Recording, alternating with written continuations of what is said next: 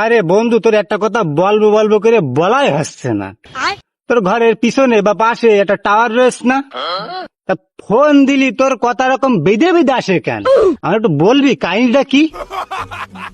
তুই কি না না না নাটক করিস? বুকাসদা জানিস নে কথা আমার বেঁধে যায়। अच्छा। ও বুঝলাম বন্ধু, এ তো তোর নেটওয়ার্কের সমস্যা না, তোর সিমিরও সমস্যা না, এই সমস্যা তো তোর গলার শ্বাসনলীর। আমি বুঝতে পারিনি বন্ধু, আমি বুঝতে পারিনি। তুই তুই তুই কি জানিস নে আমার গলার সমস্যাটা? अच्छा।